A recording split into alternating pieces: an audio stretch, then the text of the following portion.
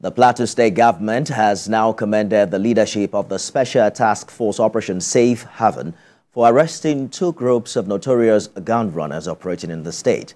The government urges residents to continue to support the troops in achieving their mandate for the state's best interest. Senior reporter Funum Joshua in Plateau has details. The recent arrest of gun runners operating in Jos North and Bokos local government areas of Plateau State has continued to trend and remains a surprise to residents in the state. The activities of these criminals in the state have contributed largely to the proliferation of firearms that led to the deaths of many residents and the destruction of properties in the state. Troops of Operation Safe Haven, following intelligence, arrested the suspects at 2 different locations in the state while engaging in illegal acts. Several arms and ammunition in large numbers were recovered during the operation. The state government says they received the news with shock, but are happy with the troops' intelligence and eventual arrest of the suspects. It was a very welcome development. We're very happy about it. Government was excited about it. Though of course it came too with some shock, because we couldn't believe that we had those quantity of arms and ammunition within our society. And of course everyone knows what that means. If arms and ammunition of that quantity are in the hands of and the wrong hands, the harm that they can cause to people is just better imagined. So after the shock, we were excited, we were very happy, and we continue to encourage the STF and other security agencies to tour along that line and even do more, so we can mop up all of these illegal arms within our society.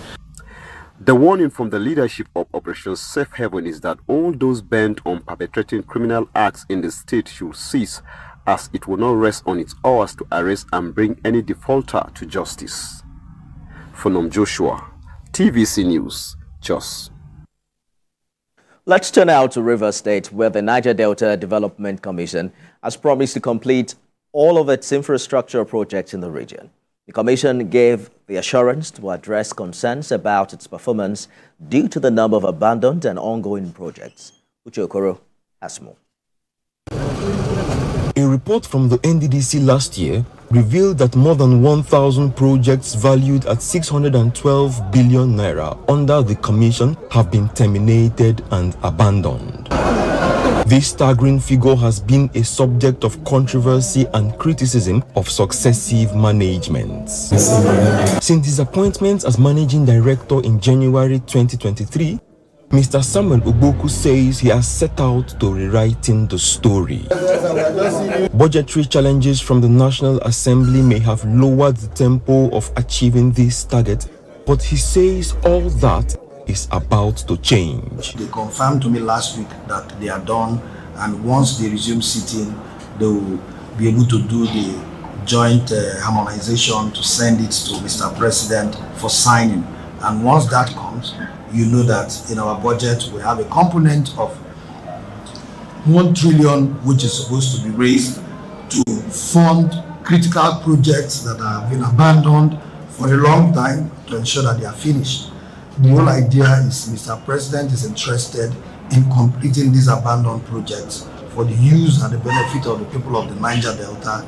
This is the first time NDDC will be having such a huge budget. We are saying thank you to Mr. President for giving us this consideration. Despite the emphasis on infrastructure such as road projects, the NDDC says human capacity development will not be neglected. Coming down to the primary and secondary school, just like as I said, we are trying to ensure that no level is left behind. So the launching of the U-lesson tablets will be in October, where since schools are just resuming, where these tablets will be distributed to various schools in the 9 states of the Niger Delta. Within this period, you also realize that we had our free medical outreach across the region, which is adjudged to be one of the most successful medical outreach across the 9 states. Dr. Ogboku responded to groups pushing for a change in NDDC management insisting that he has no plans to step aside until his 4-year tenure elapses. Uche Okoro, TVC News, Port Harcourt. And Cross River State has secured a formal endorsement of the Bakassi Deep Seaport project by key stakeholders.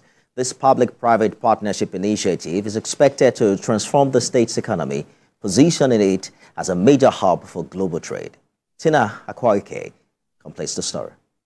2015, former governor of Cross River State, Ben Ayade, had the vision to transform the state into an evacuation corridor and industrial hub through various projects, including the Bakassi Deep Sea Port.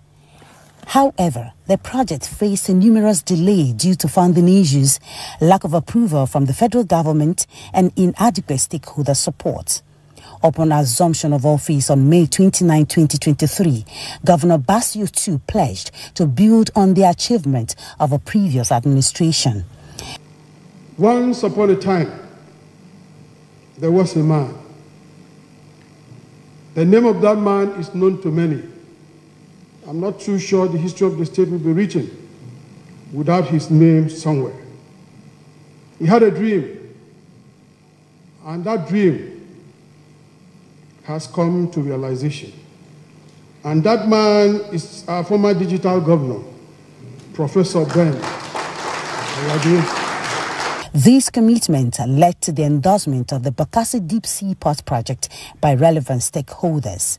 The signing ceremony in Calabar saw stakeholders sign a statement of endorsement, registering their support, and are being recognized as Bakassi Deep Seaport brand ambassadors. Governor Tu emphasized the importance of the partnership. A critical part of the stakeholders' engagement, which is very dear to us, is the signing of the statement of endorsement of the Bakassi Deep Seaport project by critical stakeholders.